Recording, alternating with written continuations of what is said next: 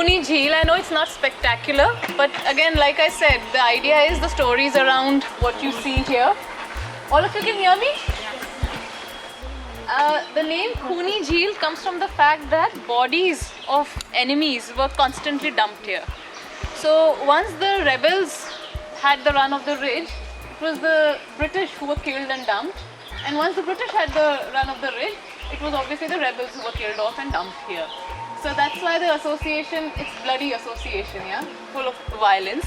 And now they say it is haunted, like most places are supposed to be, yeah. So now all kinds of stories about how if you come here in the night, you will see a young girl in a cotton frock wandering around, or you will see. Everywhere, man. I know. You should arrange a night welcome. My God, I don't believe in ghosts, but I have no desire to meet one. Seriously. Everywhere the white girl in the white cotton dress. White is more ghostly, no?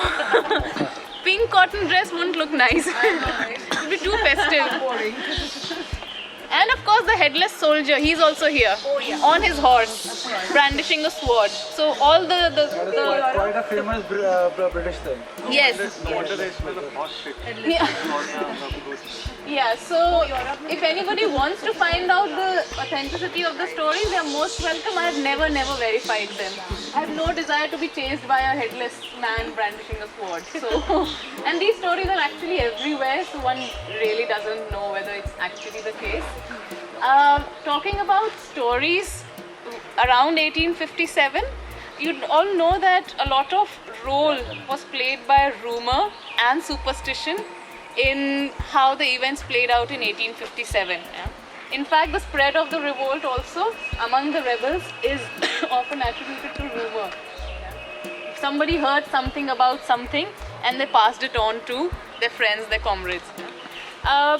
The rumors and gossips and superstitions were on at both sides. It's not just one side guilty of it. So in case of the British, one story which was doing the rounds and it finds mention in contemporary accounts is that of a lucky infant. Now initially in the months of May and the beginning of June, when the British were just trying to get in their reinforcements together, they were quite desperate. Yeah? It's not a nice thing to be chased away by a bunch of natives, and obviously the idea was to get your reinforcements soon and then take revenge for whatever has happened to you. So the wait for reinforcements was quite desperate and they just wouldn't come. They obviously take time. There was one fellow, a Captain Tytler, whose wife gave birth to a boy during this time, and this was the time when the soldiers, the group of soldiers where they were stationed, were expecting reinforcements, and they looked upon this newborn child as the lucky infant. And somebody who's the first reinforcement, a positive sign, something like a positive omen. You must realize that this is desperate times, and we are actually clutching at straws and anything which might be a positive signal for things to come.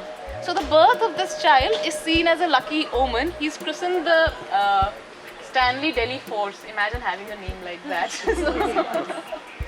But anyway, so he's called Stanley Delhi Force, and his arrival, apparently somebody noted it down in their diary that the soldiers were quite excited and said that this is the first reinforcement sent to us, and apparently reinforcements did arrive the next day. So that's something that was happening in the British camp. Around the same time, in the month of June, the rebels were in high spirits. Around 23rd June 1857 is a very important day.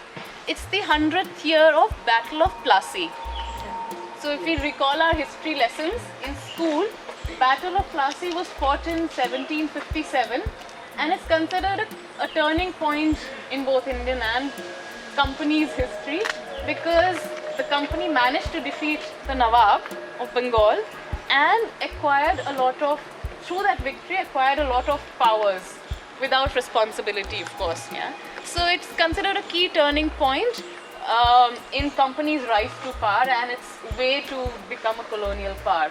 It's still the East India Company right now. We are not under the British Crown. Yeah. So Battle of Plassey is very, very significant. All exams ask who fought whom and what is the date, etc. And yeah, it's going on even now. Even people like me who are doing our PhD have to remember this. It's really bad. But anyway, so by the time we are in 1857, 23rd June is the 100th year of Battle of Plassey, and the rumor went around that there is a prophecy that the British rule will collapse in its 100th year. It will be the end of British rule here. So obviously everybody in the rebel camp is very, very excited, and they are in high spirits that this is the final push and that's all we need to do. So it's something that revives the spirit. And of course the British are a little nervous. I mean, nobody likes to admit that we believe in such things, but if somebody told me that you are dying now and on this date, I would be a little nervous. Yeah.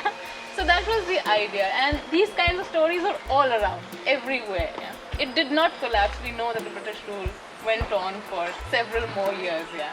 But such are the kind of stories which were there everywhere in this time, around 1857.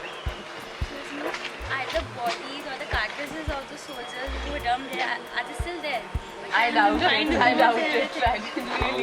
I doubt it. And one is not even sure if it was a deliberate thing. You know, there are many water bodies like these on the ridge. Everywhere. The ridge had many natural streams, many natural water bodies also.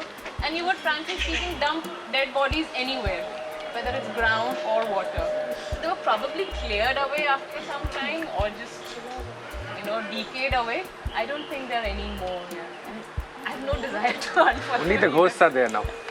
Only the ghosts are there. Only the ghosts are there, yes. Come. So we'll go around the fence and out from there. The next stop is a mosque. Okay.